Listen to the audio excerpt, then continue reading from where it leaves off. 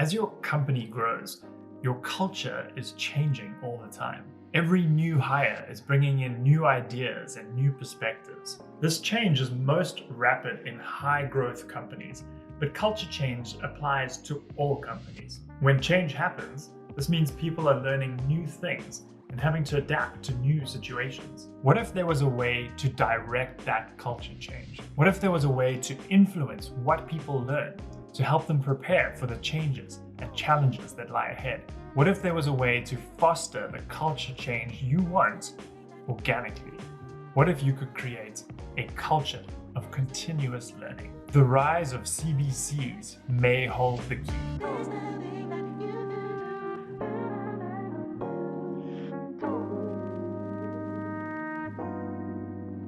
I'm Andrew Barry. I'm the founder and CEO of Curious Lion. We help companies reimagine the way they train their people. And in this video, I'm going to show you how using the Curious Lion Learning Flywheel.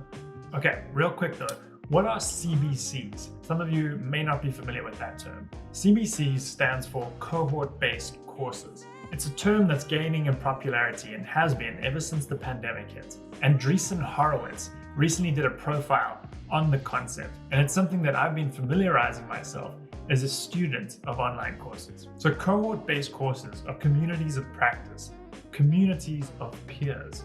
They leverage accountability to have learners learn by doing rather than listening. And they emphasize the journey of learning by setting the destination and helping learners all along the journey of getting there, each in their own individual, personalized way.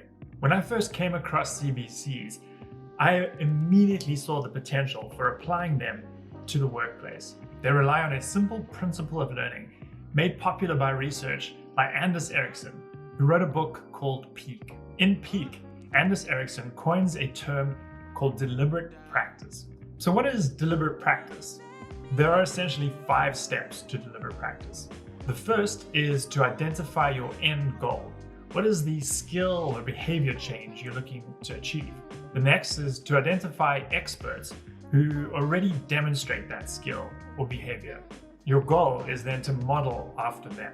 Third, you do that by taking deliberate action to practice what the expert is doing. Fourth, you get feedback on specific improvement points that you can focus on the next time you take an iteration of that action.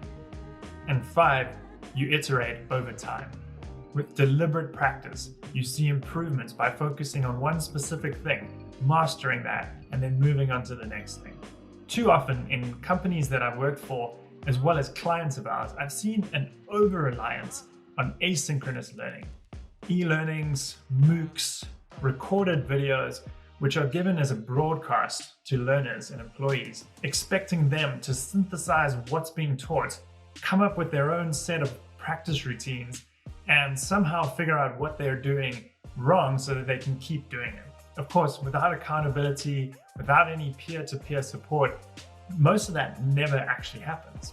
So how do we apply the principles of deliberate practice, the ideas behind cohort-based courses in a company such as yours? Well, let's go back to those 5 steps. The first thing you can do is get really good at defining the values, the vision, and the mission of your company. These are the skills and behaviors you're going to want your employees to demonstrate and to put in practice when interacting with each other, with clients, with suppliers, with stakeholders. Next, you want to identify experts, which could be internal. Think here your founders or leaders or star employees, and externally. These could be thought leaders or consultants that bring in skills that you want your team and your people to model after. Then you want to be thinking about how do you translate what these internal and external experts do really well into practical activities and exercises that your people can discuss and practice on their own. The key here in the deliberate practice research is that people get slightly out of their comfort zone. So the design of that activity is really important to get right. Number 4, you want to incorporate the power of destination and journey groups to get feedback for your people in a scalable way that allows them to rapidly iterate on what they're doing. Destination and journey groups is a concept I've written and talked about a lot, which is essentially setting what the final destination would look like and then providing people opportunities to find answers to their specific questions wherever they are on their journey.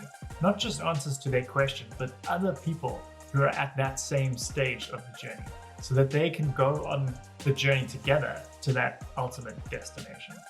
And finally, number 5, you want to introduce accountability and motivation mechanisms to encourage this rapid iteration over time. That becomes a culture of continuous learning.